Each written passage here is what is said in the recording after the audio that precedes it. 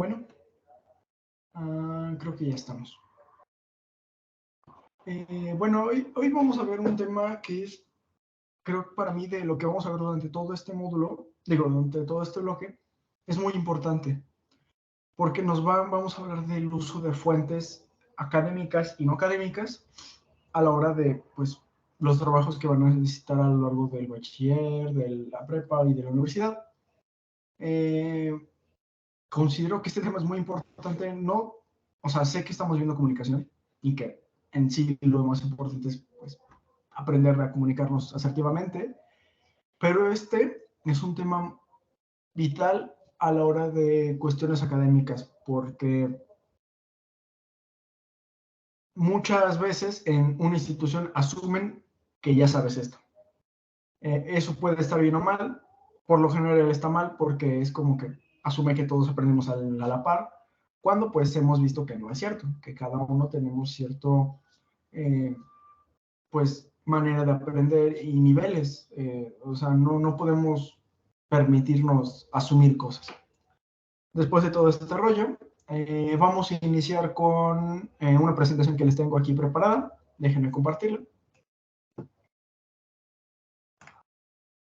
Que es esta, si no me equivoco. Vamos a ver. Ok. Sí, espero que esté bien. Ok. Bueno, vamos a hablar de las fuentes confiables. Aquí les tengo una presentación un poco pequeña. Realmente son 11 diapositivas, que en realidad son como 10 o menos, si lo ven en cuanto a contenido. Esta presentación, obviamente, como siempre, se las voy a dejar puesta en la sección de recursos para que puedan hacer de ella lo que ustedes quieran. No tiene mi nombre, entonces utilicen lo que quieran. Vamos a ir con la primera. Bueno, lo primero es, ¿para qué necesitamos fuentes confiables? Pues dentro de cuestiones académicas, dentro de cuestiones profesionales, son muy importantes. Vamos a ir a lo primero, lo que tenemos más tangible ahora mismo, que es las cuestiones académicas. Las fuentes confiables, a diferencia de otro tipo de fuentes como blogs o páginas web que no tienen sustento, no tiene que ser necesariamente científico, ahorita vamos a aclarar eso, eh, es que las fuentes confiables al menos tienen pruebas, tienen argumentos por los que la afirmación que están diciendo es esa. Estas pruebas y argumentos por lo general vienen respaldados con otro tipo de información, tanto de otros documentos, de otras páginas, de otros especialistas, y no solo te arrojan la información porque sí. Y en cuestiones como un poco más a futuro, son muy importantes las fuentes confiables porque a la hora de hacer un negocio y necesitar hacer un estudio de mercado, es importante saber dónde buscar y qué buscar sobre tipo cuántos consumidores al año consumen este producto, por ejemplo. Muchas veces te vas a encontrar miles de páginas que te arrojan datos diferentes o a veces similares, pero aún así, aunque concuerden en el mismo, no puedes saber si uno no le copió al otro y el otro y el otro y el otro. Entonces tiene que haber cierta confiabilidad. En cuestiones profesionales también sirve a la hora de, por ejemplo, si alguien se va a dedicar a derecho, a cuestiones de ingeniería, de investigación principalmente. Investigación es lo principal. Siempre van a ser fuentes, siempre. Siempre van a estar trabajando con el trabajo de otra persona.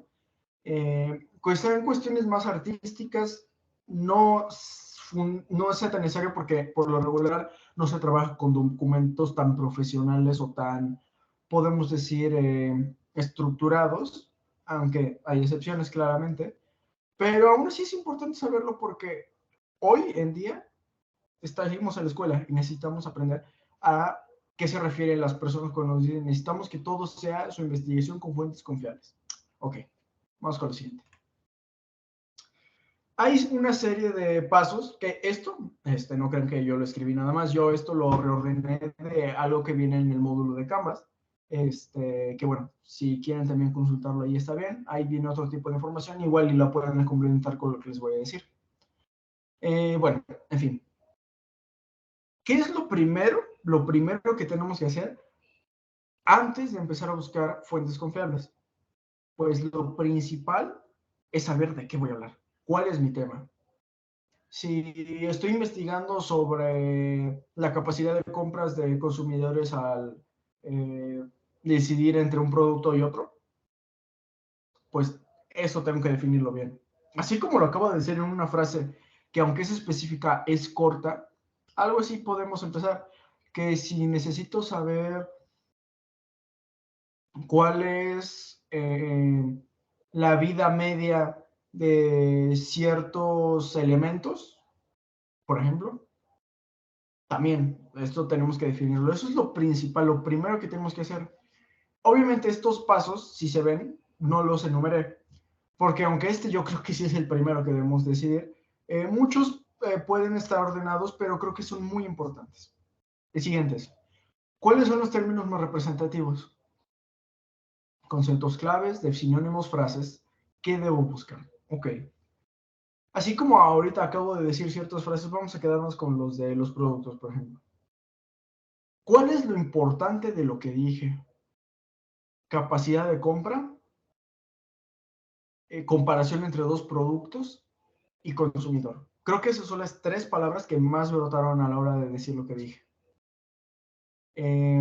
Eso tenemos que explicarlo porque ahorita vamos a verlo, bueno, más bien en la siguiente sesión, vamos a ver cómo aplicar todo esto que vamos a ver a la hora de buscar información. Otra cosa importante que obviamente siempre podría ser obvia, pero no lo es tanto, es en qué idioma. Lamentablemente, lo digo lamentablemente porque no debería ser así, pero en el mundo el idioma, la lengua franca que se dice que es la lengua que muchos países hablan como cosa para entenderse, es el inglés. Muchas veces vas por ejemplo, vas a otro país, yo nunca he viajado, pero me han contado que en otros países, tipo Francia, gente que va no sabe francés, pero sabe inglés y se puede comunicar mediante ese idioma, porque todos sabemos que los que están allá en Francia estudian inglés. Y por lo tanto también también esto se refiere a cuestiones más sociales, no solo de por qué es la lengua. Realmente hay una carga social que quizás después discutiremos. Ahorita lo importante es que mucha de la información está en inglés, mucho, principalmente información de investigación científica, antropológica, incluso en matemática, por lo regular, hay muchos idiomas, pero bueno, por lo regular casi todo está en inglés. Casi toda es. Si comparamos español con inglés, podemos decir que el 95% de la información que hay sobre fuentes confiables está en inglés y el otro 5% está en español y creo que es mucho, pero bueno, igual no me estoy equivocando, ojalá me esté equivocando. Pero sí, a mí no me gusta eso porque siento que es una barrera más de conocimiento dada por circunstancias que no deberían ser así. Pero bueno, tampoco podemos ponernos a discutir mucho en esto.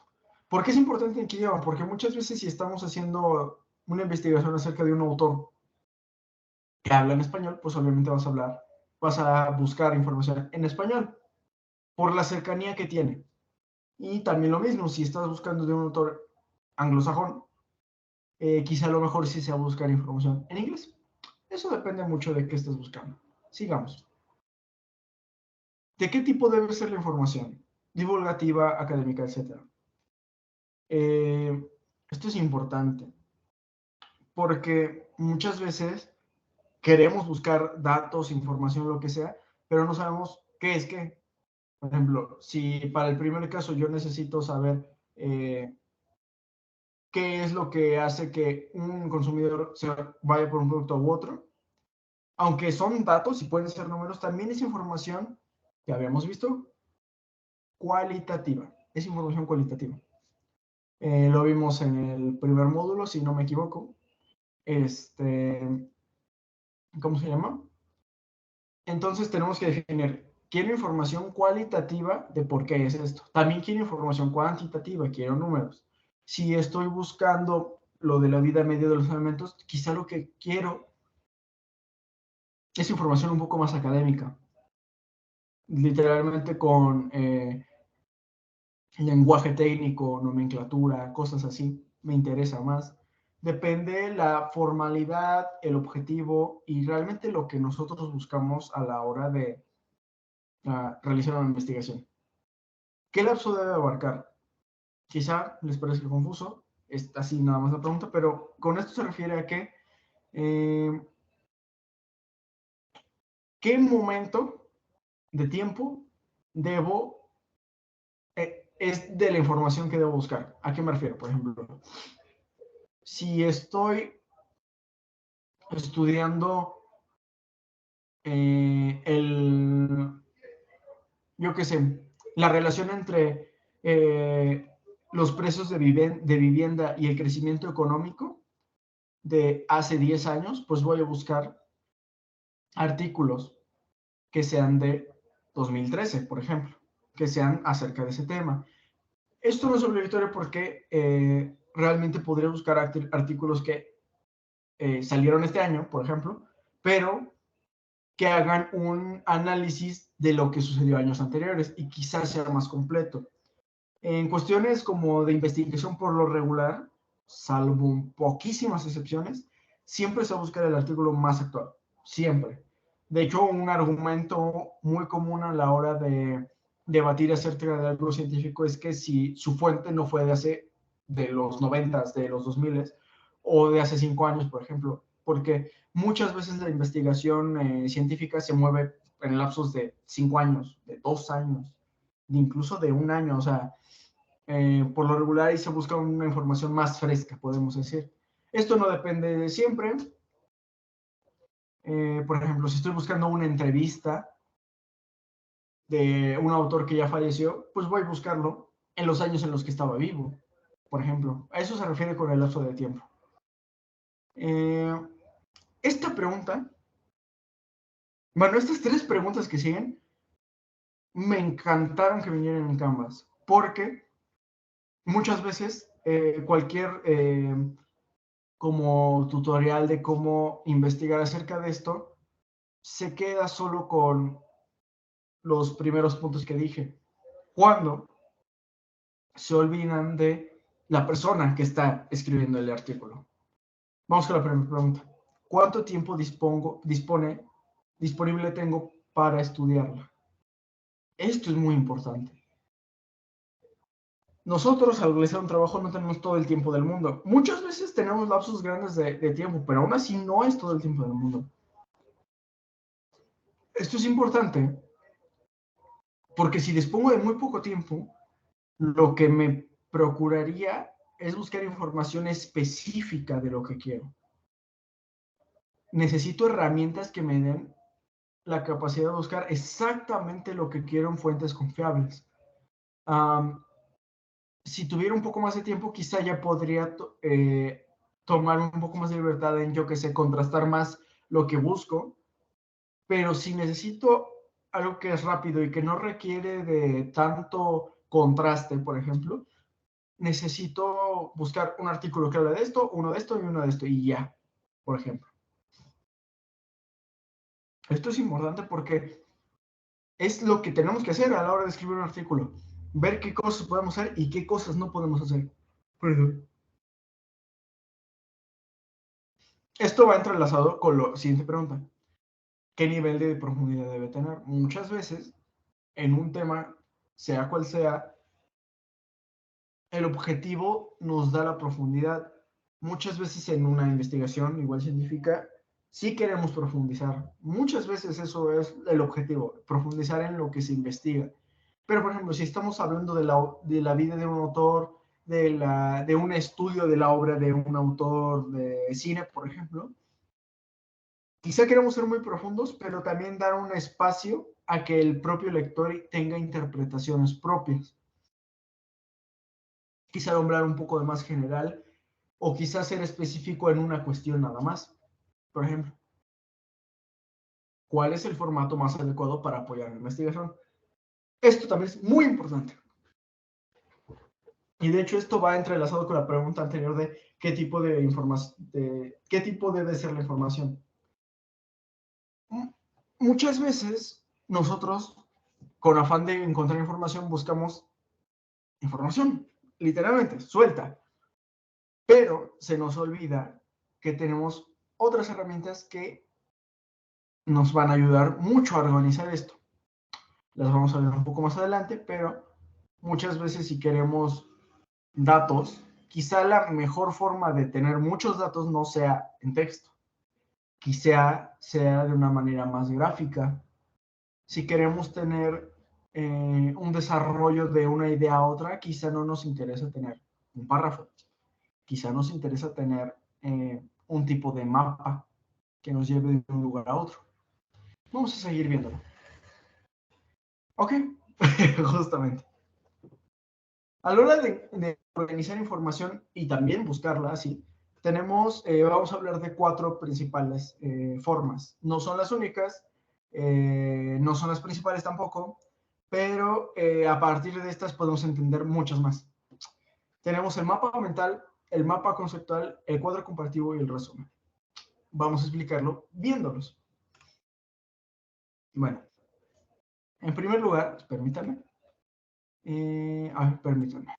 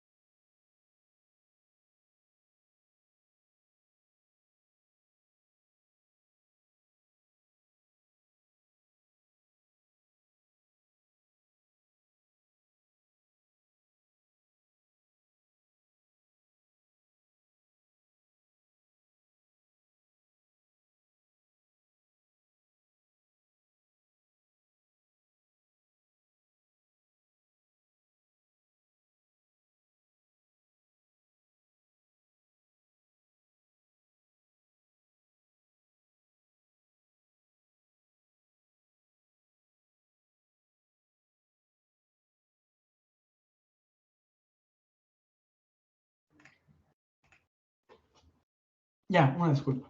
Ok, sigamos. Bueno, del lado izquierdo tenemos el mapa mental y del lado derecho el mapa conceptual. Estos son ejemplos que obviamente yo no hice, pero los busqué y creo que son los más gráficos a la hora de explicar esto. ¿Cuál es la diferencia? Primero iniciamos que ambos son mapas. Ambos comparten esa característica. Un mapa ¿qué es? Principalmente, ¿qué es? Pues es una representación gráfica que nos ayuda a guiarnos. Creo que esa es una muy buena definición de lo que es un mapa. Ahora bien, iniciemos con el mapa mental. Les voy a dar ciertas características que, como siempre, pueden variar, pero les doy las como generales que comúnmente eh, son consideradas a la hora de hablar un mapa mental. Lo que te entiende una persona cuando hablas de un mapa mental. Ok, el mapa mental tenemos un tema central. Esto es importante, tema central. Literalmente tiene que estar en el centro, del que se despliegan subtemas y luego de ahí conceptos. O puede desplegarse desde un principio conceptos. Ok. Ojo, son conceptos sin definición. Son conceptos que solo escriben con una, dos o tres palabras por mucho. Por mucho. ¿Por qué es esto? Porque un mapa mental te ayuda a guiarte a la hora de ver cómo está organizado cierto conocimiento. ¿Por qué no hay descripciones? Porque pues ese no es el objetivo del mapa mental. El mapa mental solo te dice de un tema central todos los conceptos que se despliegan de ese tema. Ahora bien, el mapa mental puede tener imágenes, claro que puede tener imágenes. De hecho, sirven mucho a la hora de intentar explicar esos conceptos que no puedes explicar con texto. Puede tener dibujos, claro. ¿Hay un orden específico que puede tener el mapa mental? No, esto también es importante. El mapa mental, por lo regular, no tiene un orden. Puede tenerlos ya sea poniendo numeritos, teniendo una direccionalidad, pero siempre debe mantenerse el tema principal en el centro, porque si no ya estaríamos hablando de otra cosa. ¿Qué tan grande puede ser un mapa mental? Pues un mapa mental puede ser lo grande que sea, porque hay conceptos, hay temas que no abarcan 5 o 6 conceptos, abarcan 100 conceptos, por ejemplo, y un mapa mental puede contenerlos a todos. Ahora bien, hay que tener mucho cuidado, porque un mapa mental, si se satura de mucha información, pierde sentido. Ya no es como de esos mapas en donde están las calles y hay nombre, nombre, nombre, en cada centímetro hay 10 nombres. No entiendes qué calle es cuál. Entonces, es más o menos lo mismo. Hay que saber organizar la información. El espacio muchas veces juega en contra de este tipo de mapas porque si quieres, luego un concepto abarca esto y otro abarca así, entonces hay que saber más o menos cómo organizarlo. De ahí tenemos el mapa conceptual, que a diferencia del anterior, es que no tiene un tema central, o sea, no tiene un tema central, pero sí uno principal, que es del que se despliega desde arriba hacia abajo. Es como si fuera un árbol genealógico, podemos decirlo. De ahí se va ramificando a una pequeña definición de ese tema, que es, por ejemplo, aquí en este caso lo tenemos de la comunidad, y justamente aquí abajo tenemos que es, por ejemplo. De hecho, aquí antes en la flecha nos dice es un. Las flechas muchas veces pueden tener texto en sí para decirnos como a dónde nos dirigimos, por ejemplo, que eso es importante. Aquí en este mapa conceptual, eh, por lo regular no tenemos imágenes, porque aquí lo importante son las definiciones, son los conceptos. Aquí sí definimos conceptos. Eh, También hay que tener mucho cuidado en sobrecargarlo de conceptos, porque podemos perder coherencia y fluidez al leerlo. ¿Para qué sirven este tipo de mapas? Bueno, primero para organizar información de base, es lo por defecto lo que hacen, ¿ok? De ahí uno los organiza de manera general para saber qué temas están conectados con qué, y de otro nos ayuda a definir cuáles son esos conceptos. Este tipo de organización sirve para diferentes fines. El mapa mental quizá te ayuda más a entender un tema de manera general, que eso no es malo, ¿eh? De manera general. Y un mapa conceptual te permite profundizar más en los conceptos principales. Si necesitas, por ejemplo, explicar algo en específico, ayuda mucho eso. Vamos al siguiente, a los siguientes dos. Bueno, ambos se ve a golpe de vista. Lo que los caracteriza es puro texto los dos. Ahora bien, de un lado tenemos la tabla y del otro el resumen. Si recordamos, vamos a retomar las clases que ya hemos tenido. El resumen, ¿cuál es como la característica?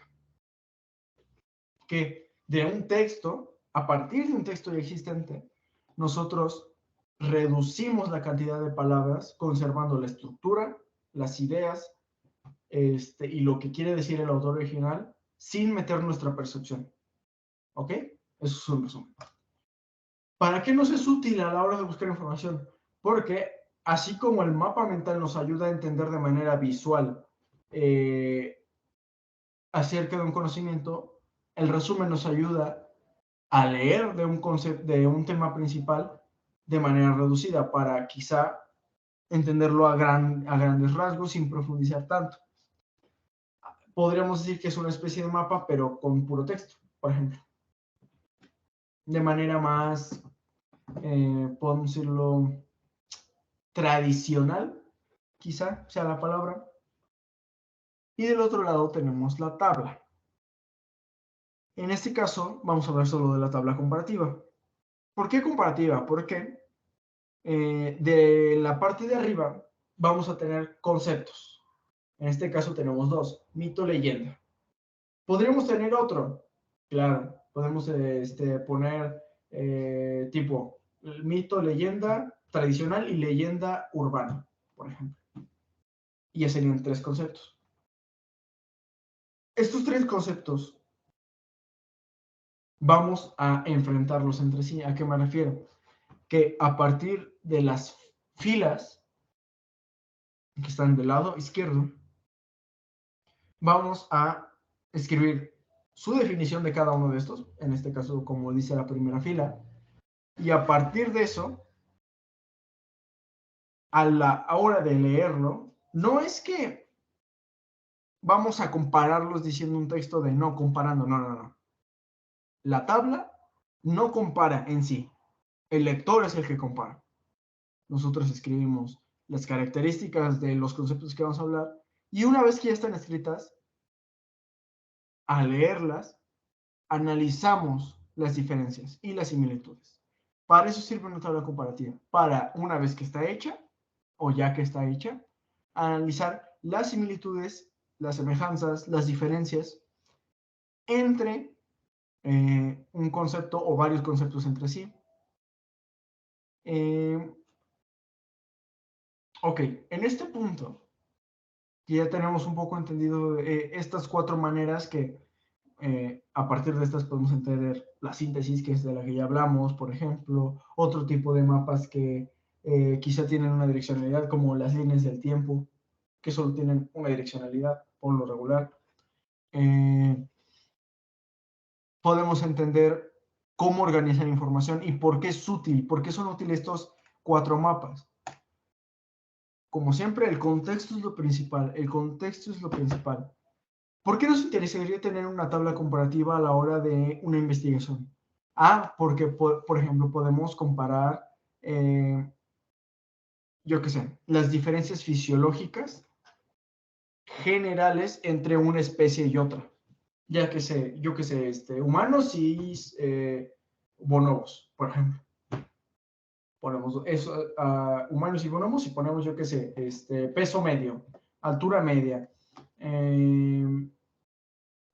Yo qué sé, datos más biológicos como, digo, fisiológicos como presión media, alimentación.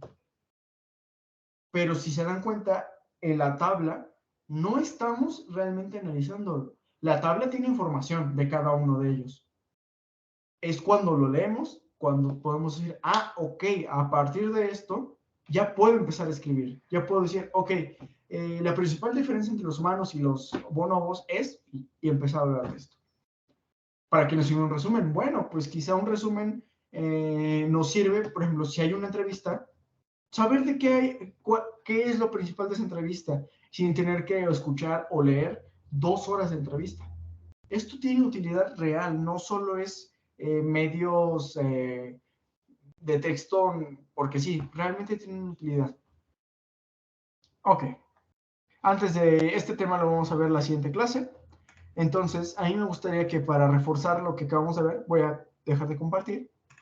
Hicimos un pequeño ejercicio en Canvas, que ya los tenemos, ya tenemos costumbre haciendo ejercicios, para poder reforzar esto. Permítanme nada más unos minutos, por favor, y ahorita empezamos el ejercicio.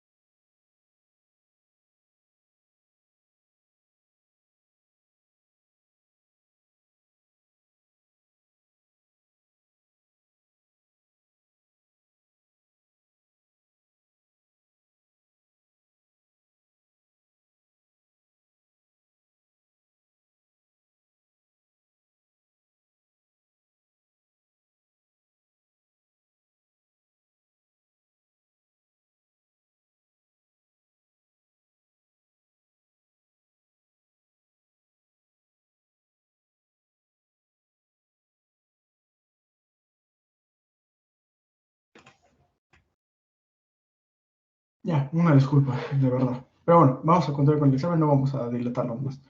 Voy a compartirlo. Al examen, bueno, la actividad. Si no me equivoco, aquí está. Creo que ya se debería ver. Ahí puedo. Ok, vamos al igual que en otras actividades, solo es para reforzar un poco. En este caso está enfocado más a el último que acabamos de ver. Pero bueno, vamos a hacer. Déjame ver porque ayer no cargaban unas imágenes. Déjenme recargar la página. Bueno, no vamos a poder realizar la última pregunta, no importa. La primera pregunta. Los mapas conceptuales son diagramas que se leen del centro hacia afuera. Ok. Si recuerdan, lo acabamos de ver ahorita, los mapas conceptuales nos guían, pero la disposición de los conceptuales y los mentales sí varía, no es la misma. Si recuerdan, los mapas mentales tenemos una idea en el centro que despliega conceptos. Esos son los mentales, pero los conceptuales tenemos una idea principal que se despliega de arriba hacia abajo, sus conceptos y sus definiciones. Entonces aquí sería falso. Un cuadro comparativo resalta la capacidad de relación al hacer uso de variables o criterios que nos ayudan a observar. Ok, aquí nos lo dice en un lenguaje muy técnico, pero vamos a volver a leer. Un cuadro comparativo resalta la capacidad de relación al hacer uso de variables o criterios que nos ayudan a observar. Aquí está un poco confuso esta última parte. Variables o criterios que nos ayudan a observar. Ok. Creo que lo primero, de que resalta la capacidad de relación, es algo que sí hace el cuadro comparativo, porque tenemos varios conceptos en los que señalamos sus características y al partir de leerlas podemos relacionarlas de alguna manera. Sin embargo, creo que esta sería falsa también, porque que nos ayudan a observar el cuadro no es algo que sea visual, es más de organización de ideas. Puede estar mal, pero vamos a darle a que no. Identifica el nombre del diagrama que se muestra a continuación. Ok, es lo que acabamos de decir.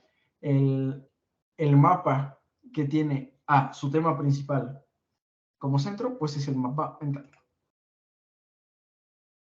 El resumen debe ser de menor extensión que el texto original, puesto que muestra la información relevante, sin paja. Ok, qué raro lo último, pero bueno. Sí, básicamente. Tiene que ser menor de extensión original porque muestra la información principal sin tantas palabras de más, que esto es verdadero.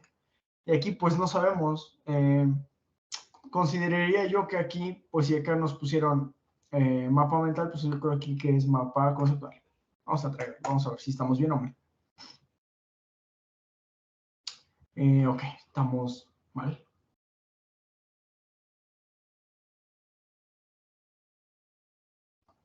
Va, en las que estamos bien, sí. ¿Por qué estamos mal aquí? Okay. Bueno, aquí sabíamos por qué estábamos mal. No sé por qué marca que los marcos conceptuales se me hace que esto es un error. Pero bueno, esto solo fue para darnos una idea. Si revisamos, pues la información que tenemos es correcta. Sé que me fui mucho tiempo y como que ahorita la actividad se sintió rápida, pero es que era una actividad nada más de reforzamiento. Lo importante fue lo que vimos hace rato. Pues esto sería todo lo que me gustaría enseñarles en esta clase. En la siguiente vamos a llevar a cabo y les voy a compartir unos recursos para realizar una investigación de fuentes confiables, ¿ok? Pues voy a dejar de grabar y muchas gracias.